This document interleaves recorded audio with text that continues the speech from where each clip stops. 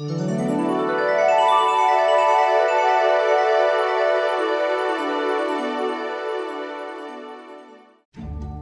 nekdaj je del naših življenj, praznovanj in trenutkov, za katere smo hvaležni.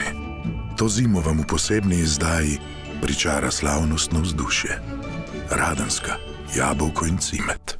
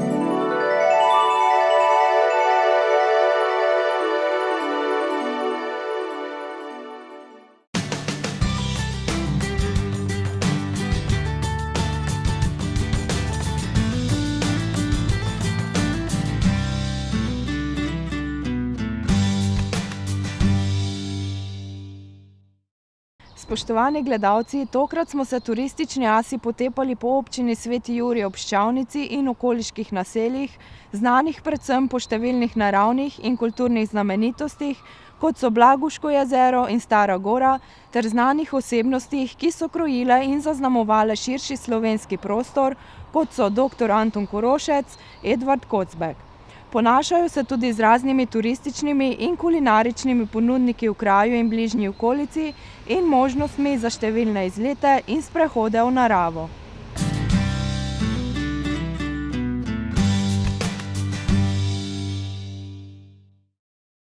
Več o vseh zgodovinskih, kulturnih, naravnih in turističnih danostih in lepotah Svetega Jurija nam bosta zaupala župan Miroslav Petrovič in predsednik Turističnega društva Sveti Jurij Janez Mir, ki nam bo dodatno predstavil tudi številne prireditve skozi vse leto.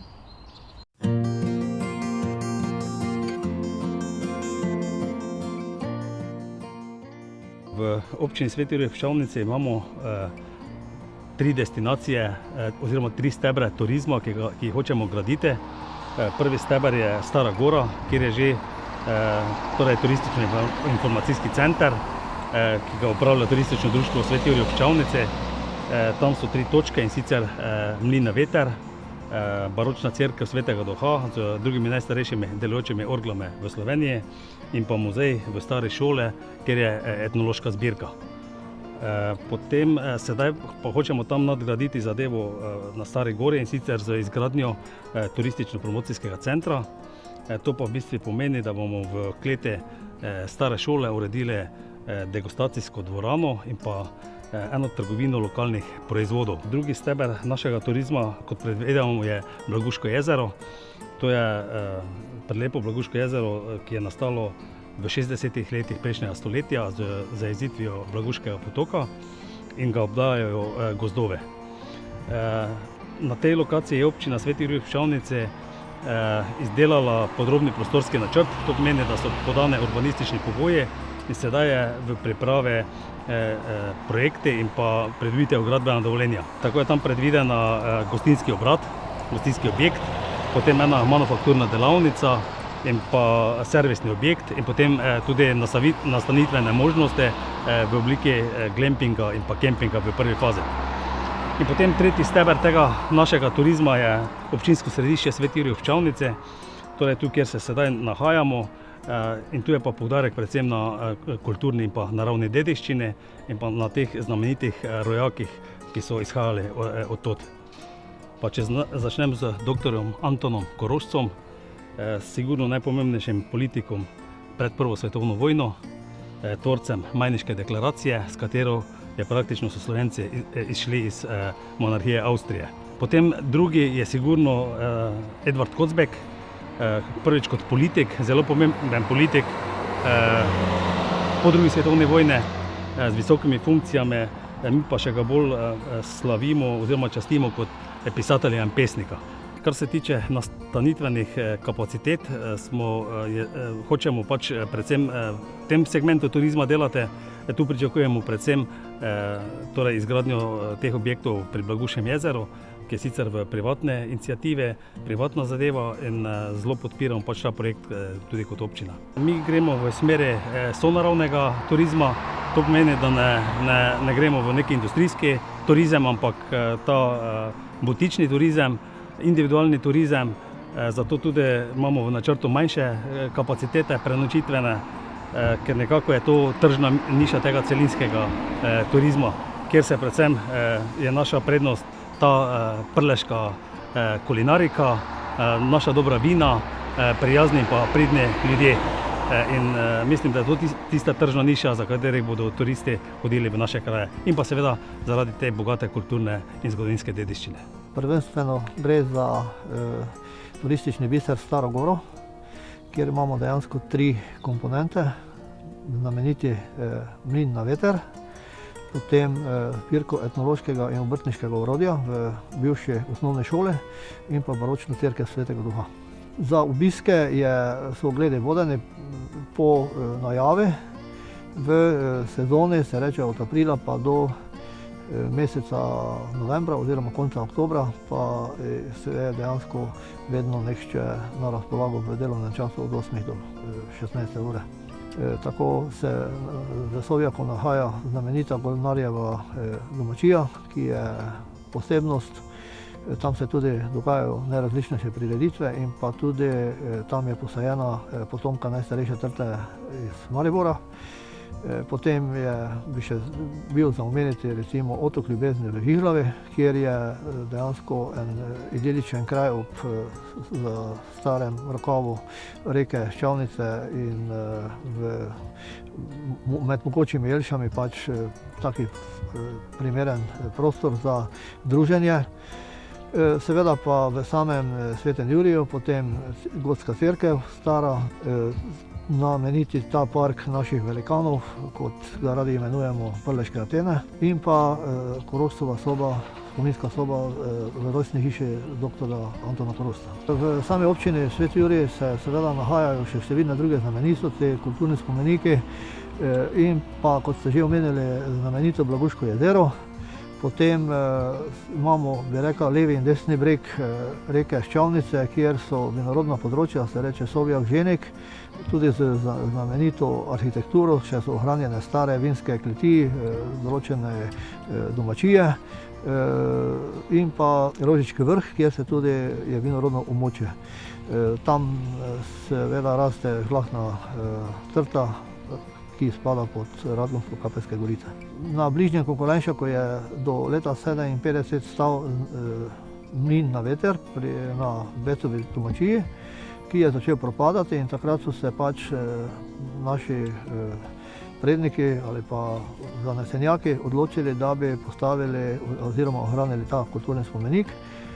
Odločili so se tako, da so tukaj na Stari Gori postavili kopijo Bečovega mlina na veter, ki je imel posebno znamenitost in pa tudi ta ima, ker je originalna kopija, s tem, da je 3-krat večji od prvotnega, da se kupola obrača v smeri vetra. Tako da lahko lovimo vse vetrove, ki pihajo. Muzej slovi po tem, da je zbirka približno 1300 primerkov zbranega orodja in pa predmetov, ki so dejansko izključno iz tega področja. To so zbirala Čuš Jože starejši in mlajši, žal že oba dva pokojna, in pa seveda tudi drugi darovalci, ni celotno njihova zbirka. Tu so ohrajeni predvsem predmeti od najmanjših stvari, ki so se uporabljale v gospodinjstvu, in potem do največjih, ki so jih uporabljali pri raznih delih, in pa seveda tudi obrtniško orodje, ki so jih obrtniki uporabljali ali pa rokodelci uporabljali v svojem delu. Tu se nahaja tudi cerkev Svetega Duha, ki je predvsem znamenita in prepoznavna potem po baročnih poslikavah, je celotna baročna, v sebi pa tudi ima druge najstarejše orgle v Sloveniji.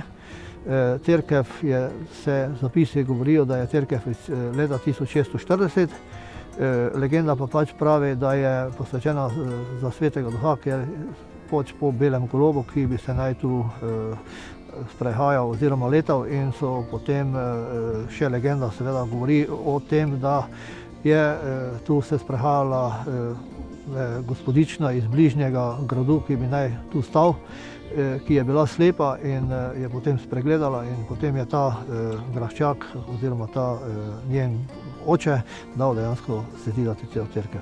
Nekako se prireditve začnejo z občinskim praznikom v mesecu aprilu. Takrat je tudi osrednja občinska prireditev z povorko, z žegnanjem, in seveda takrat se okrog tega občinskega praznika dogajajo številni dogodki. Znamenit je recimo ta Blaguški tek, ki je sedaj že presega meje lokalnosti, je že mednarodni. Potem v jesenskem delu pa se potem začne z prireditvijo kučenja jabolk na te Golnarjevi preši, potem martinovanje. V mesecu decembru, ko pač rečemo, da je praznični mesec, pa je dejansko prireditev ogromno. Mi tukaj tudi prirejamo božičnico na Stari gori na Sveti večer. Je pa tukaj na Stari gori tudi v mesecu juliju znana žetev Zlatega klasa, tako da dejansko prireditev ne zmanjka.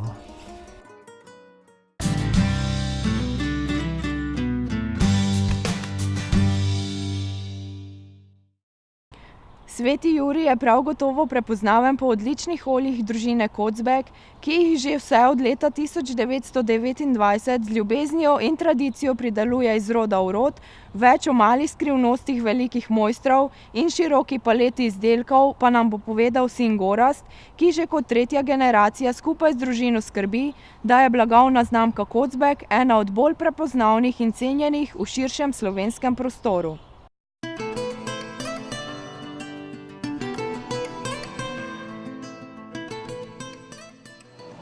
Naša tradicija seže v leto 1929, ko je moj dedek začel z oljarstvom in z mlinarstvom še takrat.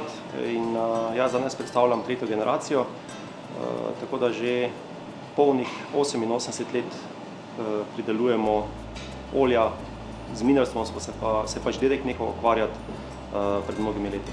Bistvo naše oljarne je to, da ohranjamo tradicijo. Se pravi, mi še danes delamo olje klasično, se pravi toplo stiskano, danes rečemo, na isti način, z istimi stroji, kot jih je začel delati moj dedek. Se pravi, v tem proizvodnem procesu se ni spremenilo nič.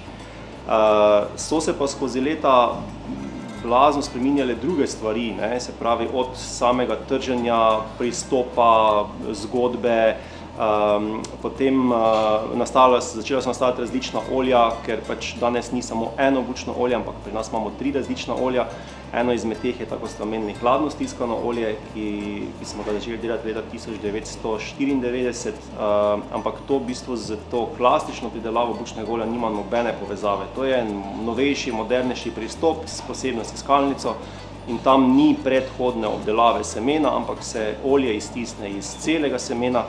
In bistvo tega je, da pač olje ne presega, ko teče iz tiskalnice, 40 stopinj Celzija, je zaradi tega nežnega vonja, nežnega okusa, redkejše, svetlejše po barvi, ohrani pa popolnoma vso hranilno vrednost, ki jo pač imajo semena, ali so bučna semena, sončnična semena, ali s česarkoli pač delamo olje, hladno stiskano, to ostane v olju. Uradni delovni čas je od torka do petka od 8 do 17 ure, v soboto od 8 do 12 ure. Seveda pa delamo tudi po dogovoru. Zdaj v tem času, odpiralnem času, lahko kdorkoli individualno pride k nam, si pogleda, kako se prideluje olje v skoraj 100% je tudi možnost, da jim kaj povemo dodatno oziroma predstavimo. Drugače pa skupine pa sprejemamo po naročilu, to predvsem v dopoldanskem času, zato da lahko v bistvu tudi dejansko vidijo sam potek proizvodnje. To morajo naročiti termin oziroma si rezervirati termin dnevu ob uri in potem tudi po dogovoru pripravimo degustacijo z našimi izdelki, z nekaterimi našimi izdelki oziroma s tistimi glavnimi. Predstavljamo pa seveda vse, celotno zgodovino, od bučnega olja, potem našo zgodbo, potem se lahko to pogledajo in tudi pač na koncu poskusijo. Ob prihodu najprej ponudimo našo suho salamo z bučnimi semeni, potem sledi predstavitev, tako sem povedal, od zgodovine in vsega ostalega, pa se malo brbončice spočijejo. Potem pa po ogledu pa sledi degustacija 5 različnih olj. Vedno damo 3 različna bučna olja za poskusiti. Ostala 2 olja pa v bistvu odvisno od sezone malo menjavamo, od olja oljne ogrščice do hladno stiskanega sončničnega olja, hladno stiskanega orehovega olja in pa tudi imamo mešanico 2 slovenskih olj, to je bučnega olja iz naše oljarne in pa olivnega olja iz oljarne Lisjak iz Kopra. Potem za olje sledi degustacija doma narejenega namaza, skutinega, z kislo smetano, bučnimi semeni, bučnim oljem, sol in pa sveža čebula. To je en tak namig, kaj lahko vsak doma sam pripravi z bučnim oljem. Potem je pecivo oziroma rolada, ki jo speče za te namene moja mama, seveda z bučnimi semeni in bučnim oljem. In pa čist na koncu potem še naša čokolada z bučnimi semeni in bučnim oljem, ki smo jo začeli izdelovati pred 12 leti. In ena izmed 8 okusov, ki jih nudimo v našem programu čokolade. Naša paleta izdelkov je zelo precej že velika, no, in se deli nekako v 2 segmenta. En je, bom rekel, darilni program, to so darilni kompleti, ki se dobijo čez leto bolj kot ne izključno pri nas v oljarni, pa še to odvisno od letnega časa, ker pač nekateri izdelki so sezonsko vezani in jih čez poletje pač recimo ne moramo imeti. Predvsem pa to zaživi ob koncu leta, ko je čas obdarovan, ali privat, predvsem pa podjetij. Olja se pa prav tako pač delijo na 2 različni prodajni liniji. Ena je linija, ki se prodaja tudi pač v trgovinah, prisotni smo v vseh šparih, vseh interšparih, v Leclercu, Ljubljani, Mariboru, ogromno manjših trgovinah, potem ta bolj posebna linija je pa na voljo v specializiranih prodajalnah, se pravi takih, če lahko rečem, gourmet prodajalnah, kjer se pač prodajajo izdelki višjega ranga in to je predvsem večja mesta in turistične destinacije. Naš plan je v letošnjem letu, da začnemo širiti in obnavljati našo proizvodnjo, potem seveda naš oziroma moj fokus je že zadnjih nekaj let tuji trg. Že zdaj v januarju smo pridobili oziroma smo naredili 3 izvoze na 3 nove destinacije, tako da bo izgleda leto 2018 precej obetavno. Tako da na domačem trgu, če lahko rečem tako, vse obdržati, če ne povečati trenutno prodajo, v tujini pa seveda povečati izvoz na nove trge, v katere pač usmerjam vse svoje moči.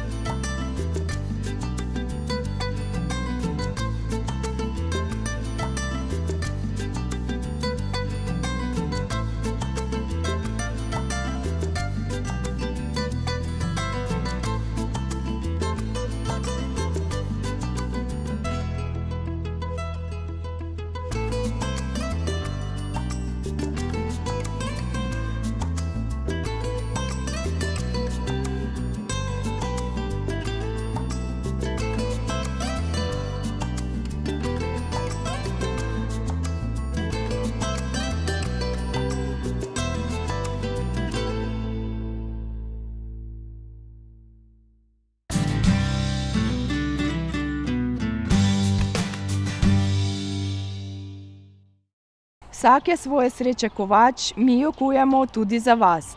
pravi gospod Janez Mir, ki je začel s kovaštvom šele leta 1992 in nima dolgoletne tradicije, čeprav se v vseh kovanih izdelkih čuti pridih stoletij skozi stare ključavnice in druge izdelke, ki so cenjeni tudi preko meja. Pa tudi otroci si lahko kujejo prihodnjo srečo.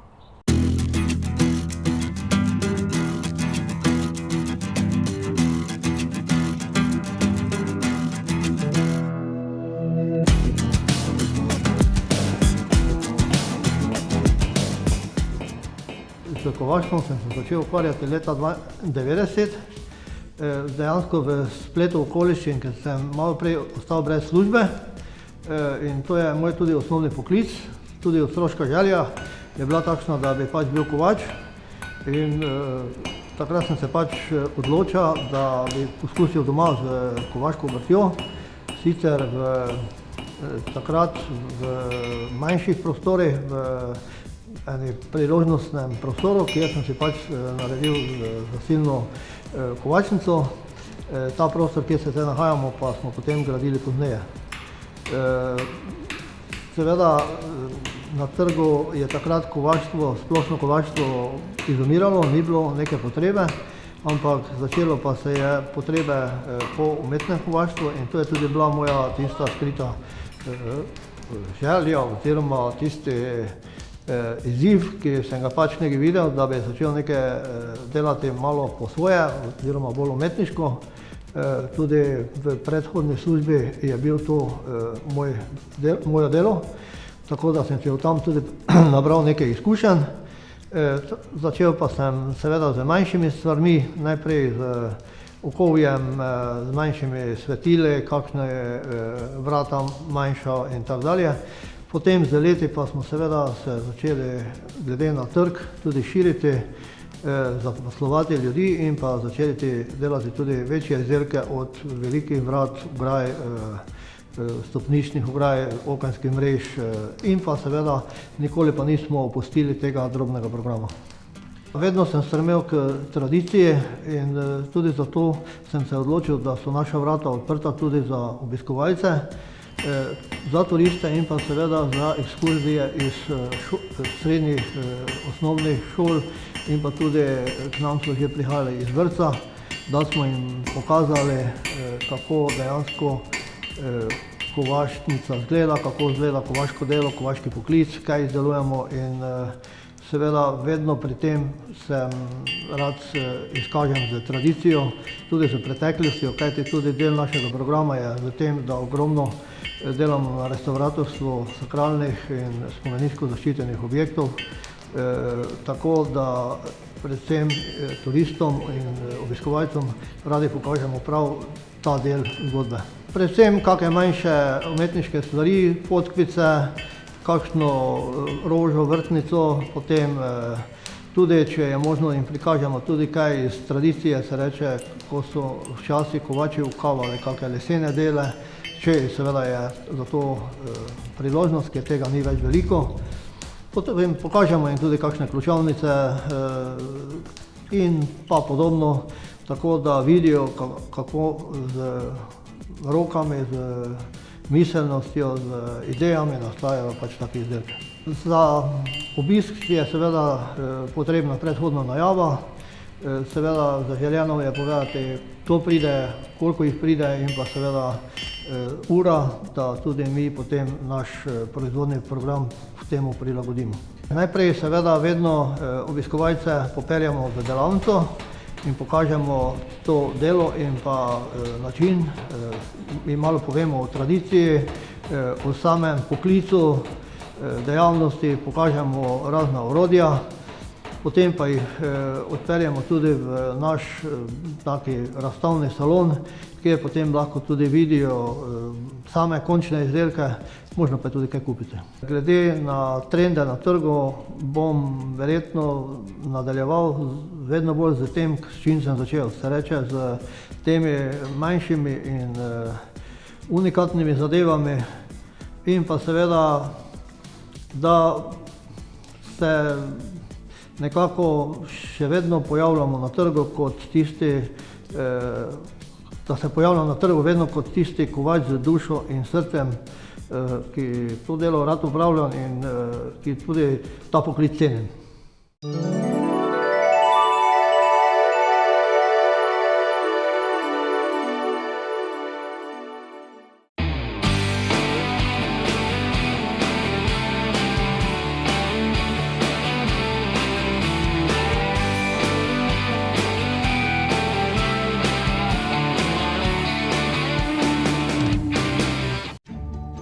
Od nekdaj je del naših življenj, praznovanj in trenutkov, za katere smo hvaležni.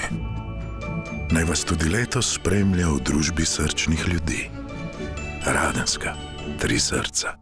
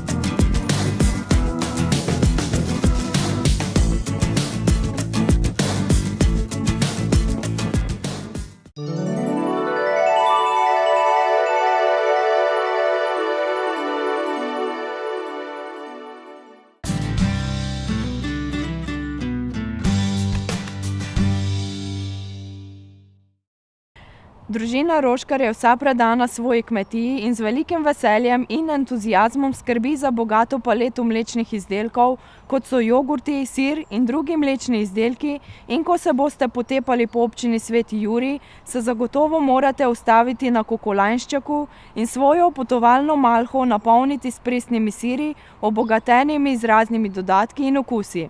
Več o tem pa gospa Martina, ki skupaj z možem Boštjanom skrbi za vedno nove mlečne užitke.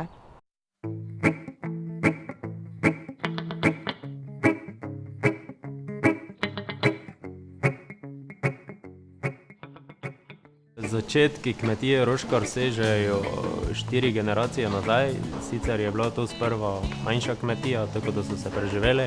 Od leta 2001, ko sta moja starša zgradila in dokrat povečala stale živali, te smo se začeli ukvarjati bolj z živinorejo, ki je nam glavna dejavnost. Jaz pa moja žena sva kmetijo prevzela od mojih staršev leta 2014, ko sem postal mladi prevzemnik, na kar smo se tudi v tistem naslednjem letu, to se pravi v letu 2015, odločili za dopolnilno dejavnost, predelavo mleka v mlečne izdelke na naši kmetiji. Zdaj še pa vam povem nekaj malega od kmetije. Obdelujemo 50 hektarov kmetijskih zemljišč. Vso hrano, ki jo pridelamo na teh zemljiščih, porabimo za krmo živalim. V hlevu pa je okrog 120 glav goveje živine, od tega je 40 krav muznic, prav toliko je tudi pitancev in plemenskih telic. Leta 2015 sva se odločila, da bova šla v predelavo mleka v mlečne izdelke. Štartali pa smo za čisto osnovo, se pravi z jogurtom, z svežim sirom in pa z skuto. Potem pa so se želje strank malo razširile, začeli so povpraševati po ostalih izdelkih, kot so maslo, kisla smetana, sedaj tudi zelo aktualen je jogurt na grški način, ki ga moje stranke tudi zelo rade, in pa v zimskem času sem se sedaj odločila, da bomo naredili tudi sveži sir z orehe. Lansko leto pa smo se še odločili, da bomo začeli izdelovati poltati sir, se pravi zorjeni sir, ki smo ga poimenovali kočevar, tako kot nas tukaj v našem kraju poznajo pač po domačem imenu. Naše mlečne izdelke lahko stranke dobijo na naši kmetiji, kadarkoli, vedno je nekdo doma, da jim izdelke ponude. Drugače pa jih najdete tudi ob petkih na Radgonski tržnici, ko nam seveda čas to dopušča in lahko odidemo na tržnico. In pa tudi v Murski Soboti v BTC-ju ima lokalna trgovina, zelena točka, tudi vse lokalne ponudnike. Naše izdelke pa je seveda nam najbolj pomembno, da nam tudi največ grejo v vse lokalne šole in pa v vrtce. Zelo smo ponosni, da so se šole odločile, da bodo šle v takšen način prehranjevanja, saj se zavedamo, da pač otroci so večino časa v šoli in v vrtcih, tam pojejo večino obrokov, ki jih dnevno imajo, zato je zelo pomembno tudi, kaj pojejo. Tako da ja, vse lokalne šole in pa vrtci jim dajo na razpolago tudi naš jogurt, večinoma jogurt, no.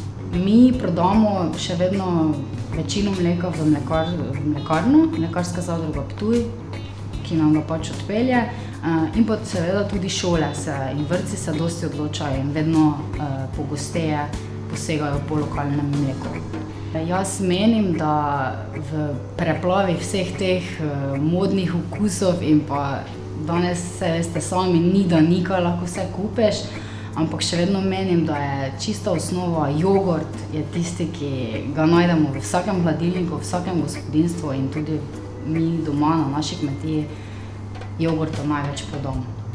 Naše želje in naši plani za prihodnost so zelo fleksibilne. Delamo, koliko lahko, največ delamo z šolami in pač trenutno je šol res ogromno. Tako da dejansko še niti ne moreš razmišljati, da bi se na veliko širil in razširil, ker potem tudi sam na sebi na kvaliteti malo izgubiš. Tako da zdaj, kot je, če ostane takoj, je čisto super, res zelo smo ponosni, da sodelujemo z šolami. Je pa tudi res, da imam veliki interes se zelo fokusirati na trgovine, kjer ponujajo lokalno prehrano. Menim, da pač tega je pa žal premalo, no.